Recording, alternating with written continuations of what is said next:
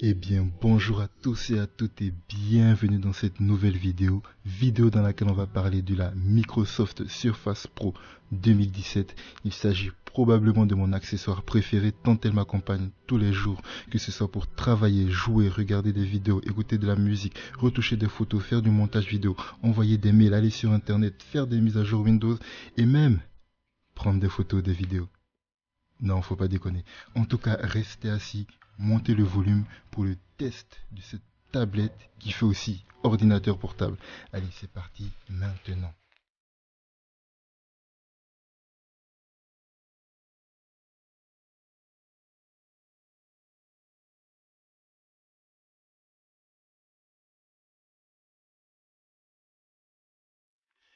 Alors, on va annoncer la couleur dès le début. C'est un produit qui coûte cher. Je l'ai eu en bundle, donc c'est-à-dire la tablette et le clavier, à un prix de 1099 $, soit 936 €.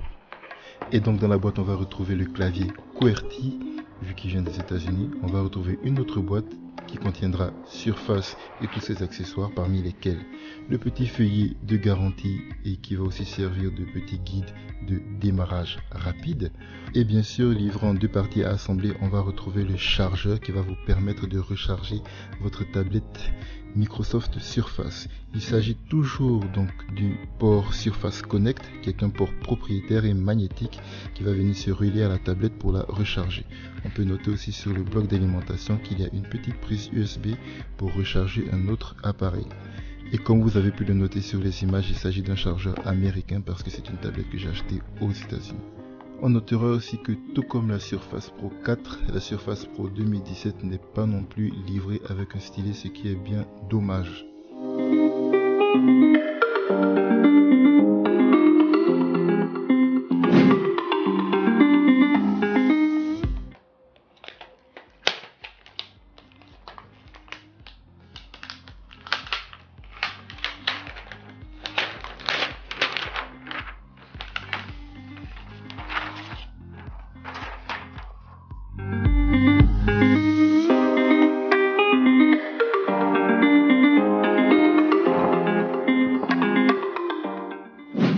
Alors sur la tranche droite, on va retrouver le port mini display, la prise USB femelle type A et le port de charge. Côté gauche, on n'aura que la prise jack. Au-dessus, on aura le bouton power on off et le volume up and down.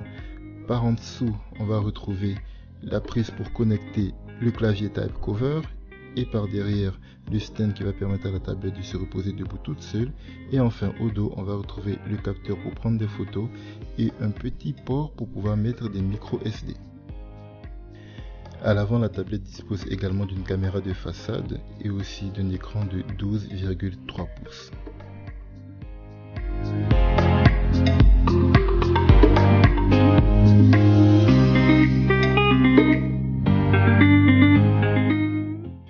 On remarquera également que la Surface Pro 2017 est légèrement plus fine que la Surface Pro 3.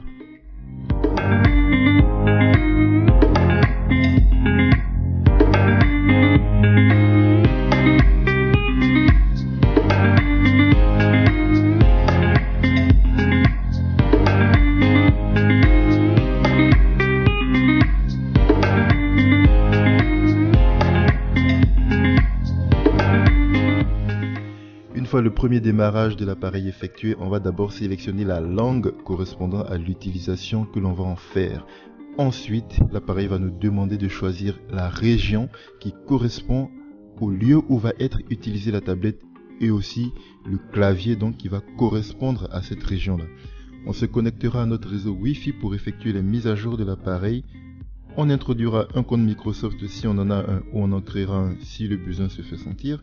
Et enfin, on va configurer Windows Hello pour pouvoir déverrouiller l'appareil rien qu'avec la reconnaissance d'iris.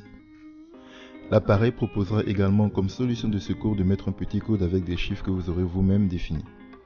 Le système de reconnaissance d'iris présent sur cette tablette fonctionne vraiment bien. Donc là, la tablette qui est là est actuellement verrouillée. Je vais la déverrouiller. Et elle va se mettre à me chercher pour tenter de déverrouiller la tablette. Et dès que je vais me retourner, qu'elle va me reconnaître, voilà, c'est extrêmement rapide, la tablette m'a reconnu et va déverrouiller la tablette pour que je me retrouve là où j'étais en train de travailler précédemment.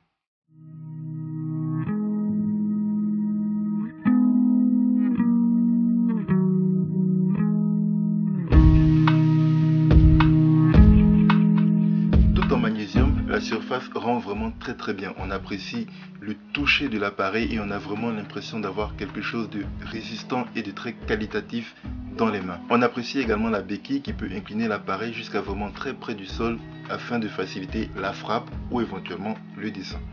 Au niveau des caractéristiques, je dispose du modèle i5 de 7e génération avec la carte graphique Iris 620.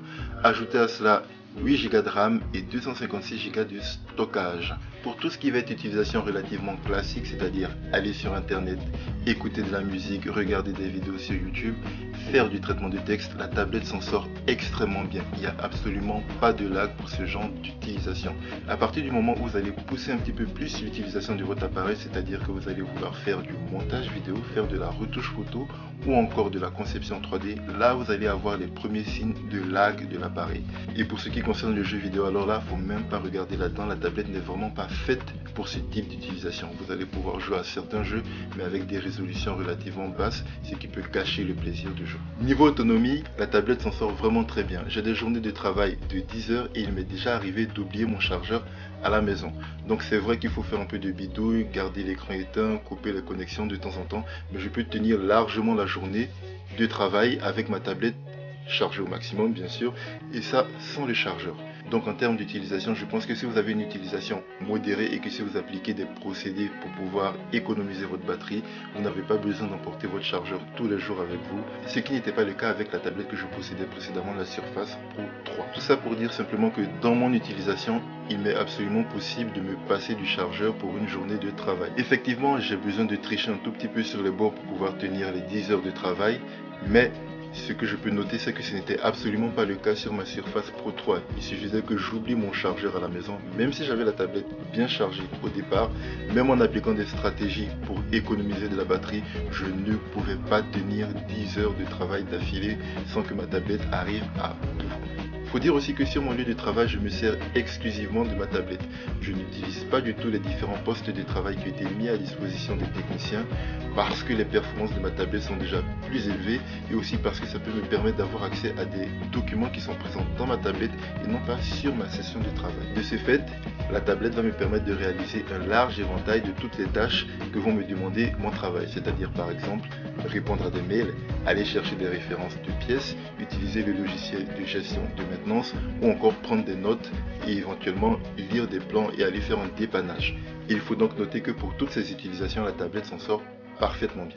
Au niveau du son, je trouve que la tablette s'en sort vraiment bien, que ce soit sur les haut-parleurs ou via le port casque. Je n'ai pas vraiment de point de comparaison à part ma Surface Pro 3 et je peux dire que le son est meilleur, mais vraiment rien d'exceptionnel.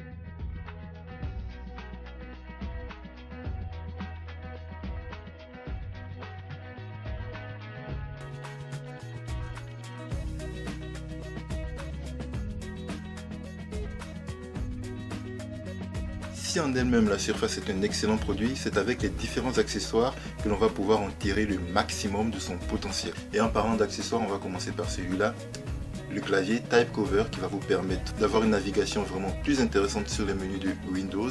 Également, le clavier va servir à protéger l'écran de la tablette. Le clavier dispose de très larges touches qui ont un enfoncement qui est vraiment très agréable au toucher.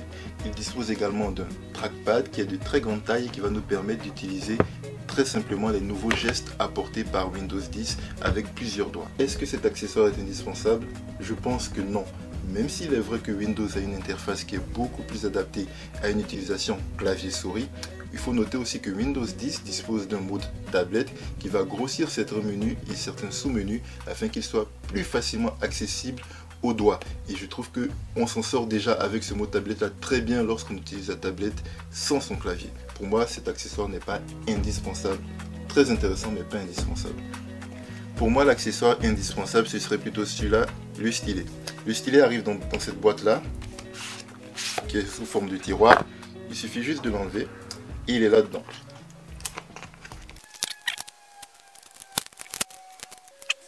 Pourquoi je pense que cet accessoire est indispensable? Parce que pour moi, il peut remplacer deux différents dispositifs d'interface, c'est-à-dire le clavier et la souris. Il peut remplacer un clavier parce qu'on a un dispositif qui va nous permettre de pouvoir ajouter des entrées, donc du texte par exemple, de façon écrite. Et aussi, il peut remplacer une souris parce que c'est un dispositif de pointage qui va être tout aussi précis et qui va nous permettre de sélectionner différents types de menus de notre interface. Et non seulement il permet de plus ou moins remplacer ces deux différents dispositifs, mais en plus il peut nous apporter un côté créatif pour peu que l'on soit un tout petit peu dessinateur. Et pour tous ceux qui ne sont pas dessinateurs, la prise de notes à partir du stylet est quand même relativement stylée, je trouve. On a un rapport un peu plus physique avec l'appareil. C'est beaucoup plus intéressant, à mon avis, de pouvoir toucher sa tablette, de pouvoir écrire directement dessus, de pouvoir prendre des notes, que d'avoir une interface avec un clavier. Et j'écris personnellement beaucoup plus vite que je ne tape sur un clavier. Et avec la reconnaissance d'écriture dont dispose Windows 10, je peux dans une certaine mesure écrire aussi vite que je tape. Voilà, pour peu que je m'applique un peu. Il faut noter que le stylet est aimanté pour pouvoir aller s'accrocher à la tablette, que ce soit du côté droit ou du côté gauche. Il dispose d'un bouton ici, mais aussi d'un bouton là. Et donc, à quoi vont nous servir ces différents boutons là? Le bouton qui est ici peut nous servir de bouton droit, par exemple, quand on est en train d'écrire. Et à l'arrière, ça nous sert de gomme pour pouvoir effacer ce que l'on a écrit. Mais en appuyant une fois, deux fois ou en faisant un appui long, on peut appeler différentes fonctions programmées. Ça pourra être une page blanche pour pouvoir faire un croquis ou alors un bloc-notes pour pouvoir directement prendre des notes. C'est un stylet actif qui est alimenté par une pile AAAA. En ce qui concerne l'autonomie de cette pile, je ne saurais pas vraiment la quantifier parce que je n'utilise pas tous les jours le stylet. Ce que je peux noter par contre, c'est qu'on a une autonomie qui est vraiment grande parce que je n'ai jamais remplacé la pile de mon stylet. Et pour comparer avec la version d'avant du stylet, donc la version de la Surface Pro 4, voilà le stylet de la Surface Pro 4 et là le stylet de la Surface Pro 5. On voit que sur le dernier stylet, on perd le petit clip qui pouvait nous permettre d'accrocher le stylet à une poche de veste ou de chemise par exemple. Un truc aussi que je n'ai pas dit à propos des stylets, c'est que les mines sont interchangeables. Donc si vous faites du dessin, vous pouvez avoir des mines plus ou moins fines pour avoir une sensation pareille au toucher plus ou moins proche de la feuille de croquis que vous utilisez, peut-être de façon plus classique. Troisième accessoire duquel j'aimerais vous parler, il s'agit de la Microsoft Arc Mouse. C'est une souris qui fonctionne avec deux piles AAA, qui est 100% Bluetooth, donc pas besoin d'un petit dongle qui va se brancher sur votre appareil. Elle va vous permettre donc de naviguer dans l'interface de Windows de façon plus intéressante. Il suffit simplement de la casser comme ça et elle va prendre une position de souris normale et vous permettre donc de naviguer dans Windows simplement et avec précision. Il est important de noter aussi que elle dispose d'un bouton gauche et d'un bouton droit, ça c'est classique, mais aussi d'une zone sensitive. Donc en fonction de la programmation que vous aurez fait, que vous posiez 2 doigts ou 3 doigts, vous allez pouvoir appeler différents menus par rapport à bien sûr ce que vous avez programmé. Au niveau autonomie, l'utilisant à chaque fois que je vais sur mon lieu de travail, on va dire qu'on est plus proche de 7-8 mois d'autonomie avec des piles rechargeables. Quatrième accessoire duquel j'aimerais vous parler, il s'agit encore d'une souris, c'est la Microsoft Precision Mouse. C'est une souris que j'utilise exclusivement pour le montage vidéo parce que j'ai associé quelques fonctions que je vais appeler via les différentes touches de celle-ci. Il s'agit donc d'une souris 100% Bluetooth sans dongle qui va vous permettre de contrôler 3 différents types d'appareils en même temps. Elle dispose donc d'une petite prise micro USB pour pouvoir la recharger ou la connecter directement à votre ordinateur s'il ne dispose pas de Bluetooth bien sûr. Sur la tranche gauche, on va disposer de 3 touches ici programmables, rien sur la tranche droite. Et sur le dessus, on aura les boutons clic gauche et clic droit comme d'habitude, la petite molette qui peut servir aussi de clic et un petit bouton qui va vous permettre de déverrouiller la molette afin de n'avoir aucun cran et de pouvoir la faire défiler sans résistance en fait. C'est une souris qui dispose d'une ergonomie très intéressante de par sa forme. Elle dispose aussi d'une fonction très intéressante qui permet de passer d'un écran à un autre. Si vous avez 2 appareils qui fonctionnent sur Windows 10, un ordinateur portable et un ordinateur de bureau par exemple, vous installez le software sur les 2 et après vous allez être capable de passer le pointeur de la souris d'un écran à l'autre sans avoir à appuyer un bouton. Il va automatiquement faire le switch quand il voit que vous êtes à la limite de l'un pour passer à l'autre. Donc c'est une fonction qui peut être très intéressante si vous avez plusieurs dispositifs sous Windows 10 dans votre arsenal. Dernier accessoire dont j'aimerais vous parler, il s'agit du Surface Dial. Alors le dial est ce petit dispositif circulaire que l'on va pouvoir interagir avec en tournant dans un sens ou dans un autre. il y a des petites vibrations que l'on va ressentir à chaque fois que l'on va le tourner dans un sens ou dans un autre, qui vont nous donner un sentiment d'avoir une roue crantée. Cela est bien sûr programmable dans les options pour pouvoir l'annuler ou l'utiliser. Ce qui est aussi programmable, c'est que l'on peut choisir différents types de logiciels pour qu'à chaque fois que l'on utilise un type de logiciel, le dial va utiliser des fonctions particulières. Par exemple, si je suis dans l'interface d'Internet Explorer, je peux programmer le dial pour qu'il change d'onglet, que je parte dans un sens ou dans un autre. Si je suis dans mon logiciel de montage vidéo, je peux utiliser le dial pour qu'il agrandisse ou diminue ma ligne de temps, etc., etc. Si je suis en train de regarder une vidéo, je peux augmenter ou diminuer le volume. Bref, c'est un outil qui est vraiment customisable. Moi, je l'utilise principalement dans mon logiciel de montage vidéo. Je m'en sers pour pouvoir agrandir ou diminuer ma ligne de temps afin de me déplacer plus facilement. Et aussi, quand j'appuie dessus, ça va me permettre de faire play sur ma ligne afin de pouvoir jouer le clip que je suis en train de monter. Donc vraiment, quand je fais mon montage vidéo, par exemple, j'ai une main sur le dial, l'autre avec ma souris précision, et vraiment je n'ai aucune interface avec le clavier. La seule chose que je fais avec mon clavier, c'est le CTRL S pour pouvoir sauvegarder mon projet.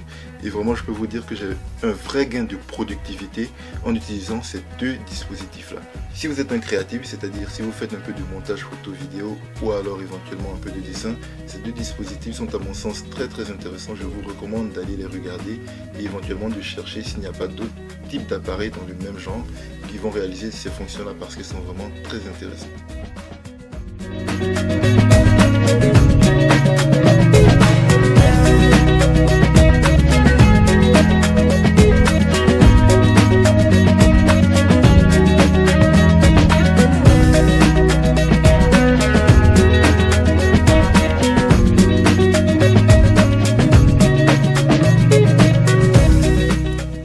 Au niveau de la concurrence, qu'est-ce qu'on a? Je vais vous parler de 3 constructeurs en particulier, mais c'est vrai qu'il y en a d'autres. On va retrouver HP, Acer ou encore Asus. Ils vont vous proposer des appareils qui sont relativement similaires, c'est-à-dire une tablette à laquelle on pourra adjoindre un clavier et utiliser éventuellement un stylet. Je vous conseille vraiment de regarder vers ces constructeurs-là et même d'autres constructeurs si vous cherchez ce type d'appareil, parce que eux vont généralement proposer quelque chose de relativement plus intéressant que les surfaces au niveau prix. C'est-à-dire que vous n'aurez pas le clavier et le stylet en option, ça fera vraiment partie de l'achat de la tablette en fait, ce qui n'est pas le cas avec le Microsoft où à chaque fois le clavier et le stylet sont des options. Même si bien sûr il arrive que de temps en temps ils font des packs avec les deux. En achat normal, c'est toujours la tablette seule à laquelle vous pourrez adjoindre les différents accessoires. Donc vraiment renseignez-vous, peut-être que vous trouverez des meilleures affaires, peut-être que vous trouverez des processeurs et des mémoires plus intéressantes au même prix que chez Microsoft. Regardez aussi du côté de l'autonomie et du côté du SAV qui sont relativement excellents chez Microsoft et peut-être pas excellents du côté des autres constructeurs. Donc pour changer un peu de domaine, on peut passer aussi du côté des tablettes sous Android ou alors de l'iPad. Communément, on va associer les tablettes Android et iPad à des dispositifs de consommation, c'est-à-dire que l'on ne va pas forcément travailler dessus. Ce que l'on va faire avec, ce sera plutôt jouer, aller sur Internet, consulter des magazines, etc., etc. Et on ne va pas vraiment faire de la productivité dessus. Alors, avec Android, je ne sais pas trop. Par contre, avec les iPads, je sais qu'il existe de plus en plus d'applications orientées travail, vraiment qui vont vous permettre d'exploiter au maximum votre iPad et avec une interface et une réactivité qui sont toujours très intéressantes. Donc en fonction de vos besoins, n'hésitez pas non plus à regarder du côté des iPads ou des tablettes Android pour voir s'il n'y a pas la possibilité d'avoir quelque chose qui va répondre plus à vos attentes. Il faut noter aussi que le store, c'est-à-dire le magasin d'applications qui sont sur les iPads et sur les Android est bien plus défini que le store présent sur la Microsoft Surface. Et c'est l'avantage qu'on va retrouver avec la Microsoft Surface, c'est qu'en plus de pouvoir installer les applications du store, on peut installer les applications classiques. Vous pouvez installer un petit jeu que vous allez trouver sur le Windows Store, mais aussi pareil, vous pourrez installer votre bon vieux logiciel de montage vidéo avec son interface, voilà, qui était prévu pour Windows, et vous pouvez faire cohabiter les deux façons de fonctionner en ligne. Et donc arrive la question du à quoi ça sert, à qui est-ce que c'est destiné. Alors, je me rappelle qu'à l'époque où les tablettes ont commencé à envahir un peu le marché, beaucoup de gens, même dans mon entourage, se demandaient à quoi pouvait bien servir une tablette. Si ce n'était qu'un grand téléphone, on ne voyait pas forcément l'intérêt ni l'utilité de ce nouveau dispositif dans notre quotidien. Je pense que la tablette ne va servir qu'à l'utilisation que l'on va en faire. Pour moi, elle est là vraiment l'utilisation réelle d'une tablette. C'est ce que l'on va décider d'en faire. Par exemple, dans le cadre de mon travail, j'ai réussi à l'introduire dans les tâches que me proposait déjà mon travail, c'est-à-dire envoyer des mails, aller chercher des références. J'ai pu mettre la tablette pour pouvoir remplacer certains usages que me proposait déjà mon travail. Par exemple, si vous êtes à la maison, vous avez probablement un téléphone portable et peut-être une télé. Pareil, moi je n'utilise quasiment pas mon téléphone portable quand je suis à la maison parce que je peux recevoir mes SMS directement dessus et y répondre. Et aussi, je peux aller surfer sur internet, j'ai un confort de navigation qui est plus intéressant. Je peux regarder des vidéos avec un confort qui, pareil, est plus intéressant. Et ça peut me servir aussi de deuxième écran. Pendant que je regarde la télé, par exemple, je peux aller chercher une information rapidement ou alors continuer de discuter avec un ami via les SMS. Et donc tout ça, c'est des utilisations qui n'étaient pas forcément prévues à la base, mais vu que l'outil me permet de le faire, c'est des utilisations que j'ai pu développer. Et je pense que ça va être vraiment ça, le point clé de l'utilisation de cette tablette, ou d'une autre tablette bien sûr. L'utilisation va dépendre de vous, c'est vous qui allez définir qu'est-ce que vous voulez en faire. Par contre, il y a une chose de laquelle je suis convaincu, c'est que dans votre utilisation, je suis sûr que vous pourrez rajouter une tablette, que ce soit de ce type-là ou un autre, dans votre style, dans votre workflow en fait, dans votre façon de travailler. Donc si vous êtes dessinateur, moi je vois très bien l'utilité d'une tablette avec un stylet. Si vous faites un peu de montage vidéo, pareil, je vois très bien l'utilisation d'une tablette hybride qui va vous permettre de continuer un travail quand vous êtes à l'extérieur et peut-être de le terminer sur votre machine plus puissante quand vous êtes à la maison. Si vous faites de la photo, vous pouvez montrer par exemple à un client pour un mariage les différents types de travaux que vous faites, les différentes retouches que vous pouvez apporter et tout ceci en mobilité. Si vous êtes par exemple un utilisateur lambda, vous pouvez l'utiliser pendant que vous êtes aux toilettes ou alors pendant que vous êtes dans votre cuisine en train de regarder une recette, etc., etc. Bref, il y a tout un éventail de possibilités apportées par cette tablette. Après, ça va être à vous de définir l'usage de cette tablette.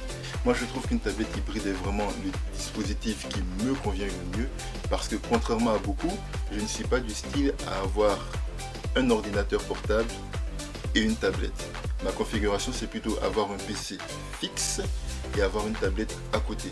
Et je vais retrouver exactement les mêmes logiciels que j'ai installés de part et d'autre, de façon à ce que je puisse passer de l'un en fixe à l'autre en mobilité, et cela de façon vraiment très fluide. Il faut que la transition se fasse de façon très fluide et que je n'ai aucun frein d'un appareil à un autre. Quand je commence à taper quelque chose à côté, il faut que je sois capable de le récupérer de l'autre et de pouvoir continuer mon travail de l'autre côté. Et pour moi, l'intérêt de l'hybride, il est là. Je retrouve exactement les mêmes logiciels d'un côté et de l'autre. J'ai les mêmes interfaces d'un côté et de l'autre, ce qui me permet de passer mon travail d'un côté à l'autre et vice versa. Tout cela dans une relative facilité. Plus besoin de mettre quelque chose dans le cloud et d'attendre la synchronisation de l'autre appareil pour pouvoir l'utiliser. Plus besoin d'utiliser des clés USB pour passer de l'un à l'autre. Vraiment, je peux tout centraliser et faire mon travail d'un côté ou de l'autre, utiliser des mêmes disques durs en réseau pour pouvoir faire un travail sans changer d'appareil à chaque fois. Sur ce, c'est ainsi que se termine le test de cette Microsoft Surface Pro 2017. J'espère que vous l'avez apprécié. C'est un appareil que je vous recommande. C'est un appareil qui va aussi tirer le maximum de ses performances avec ses accessoires, mais qui n'est pas en reste même sans les accessoires. Il coûte assez cher, il y a beaucoup d'accessoires qui vont être indispensables ou qui vont améliorer votre utilisation. Mais si vous avez la possibilité, n'hésitez pas. Comparez-le au moins avec le concurrent. Ça pourra vous permettre d'avoir des indicateurs très intéressants avant de faire votre choix. Si ce test vous a plu, mettez un pouce en l'air, ça peut faire toujours plaisir. S'il ne vous a pas plu, mettez un pouce en bas, dites-moi pourquoi, afin que je puisse m'améliorer pour la prochaine fois. Je vous quitte, c'était TMJ, geekez bien, partagez beaucoup, vivez mieux et surtout, recommencez.